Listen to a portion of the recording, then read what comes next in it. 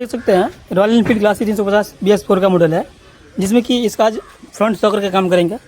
इसका front shocker आगे से लीक हो चुका है, अभी वॉश करवा कर आप नहीं दिखा पाएंगे लीकेज जाए कि नहीं लीकेज जाए, बट आपको ऊपर दिखाएंगे। इसका शॉकर सील खत्म हो चुका है। तो फाइनली देखते हैं, खुलने के बाद आपको बताते हैं क्या क्या दिक्कत है। तो आपको शॉकर निकालने के लिए पहले क्या क्या नट खुलना पड़ता है देख सकते हैं। यहाँ पे 8 नंबर का लिंकी लगेगा, उसके बाद यहाँ पे 12 तरह का पाना लगेगा। जितना आगे का जो है ना ये नट, खासकर जितना भी नट है 12 का 30 से खुल जाएगा। उसका पहले फाइनल मोटर गार्ड निकालना पड़ेगा, उसका बिल अगले का बिल निकालना पड़ेगा, उसके बाद जाके शॉकर निकलेगा। ये आपको देख सकते सारा नट खोल लिया है। नट खोलने के बाद फाइनल इसका चक्का पहले निकाला जाएगा, तब जाकर मोटर गार्ड निकलेगा। चक्का निकालने के लिए आप पहले एक्सल का बोल्ट लूज करना पड़ेगा। एक ये हमारे का नट होता है, देख सकते हैं।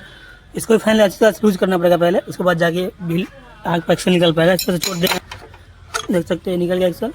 मेरा आगे का बिल निकल जाएगा, देख सकते हैं निकालने यहाँ रखा हुआ है। तो इसको फाइनल पहले यहाँ का बोल्ट लूज करेंगे 8 नंबर लिंकी से, उसके बाद इसको लूज करेंगे। आपको दिखाते हैं फाइनल खोलने के बाद शॉकर कैसे निकलता है। देख सकते हैं फाइनल दोनों नट खोलने के बाद इसको निकाल रहे हैं।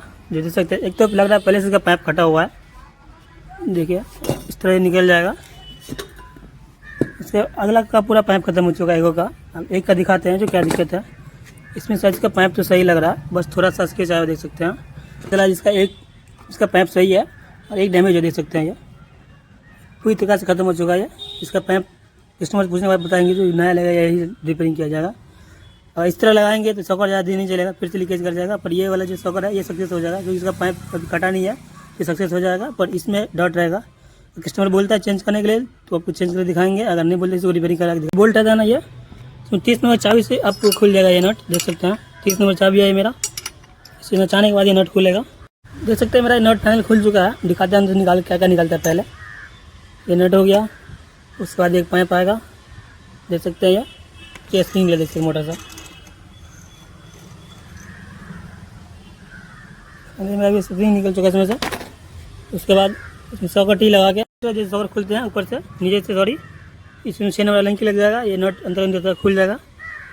फाइनल नट खुलने के बाद तो कुछ नहीं करना, बस जैसे झिकते सिलेंडर का उस पर देखते झिक दीजिए बस। ये फाइनल मेरा देख सकते हैं निकल चुका है ये। और इसमें सील है, आपको दिखाते हैं सील निकालने के बाद। देख सकते हैं मेरा निकल चुका है। पहले रबर निकालना लगेगा, उसके बाद ये लॉक निकालना है पहले। देख सकते हैं लॉक निकालने के बाद फाइनल ये मेरा सील निकल जाएगा। इस तरह से जिस तरह से स्प्लेंडर का नॉर्मल शोरूम मारते हैं ना, उस तरह से इसका भी काम किया जाएगा, जो देख सकते हैं मेरा निकल चुका है। फाइनल मेरा पूरा शॉकर खुल चुका है आएगा, जो कि यहाँ देख सकते हैं एक पार्ट रखा हुआ है। इसका ये सील सब है, ये सील चेंज करेंगे। इससे ओरिजिनल लगाएंगे रॉयल एनफील्ड का, जो कि आप पहले ऑलरेडी ला कर रखे हुए हैं। देख सकते हैं ओरिजिनल रॉयल एनफील्ड का है। इसका शॉकर सील का मैप देख सकते हैं, 135 रुपये MRP है। दोनों ओरिजिनल है।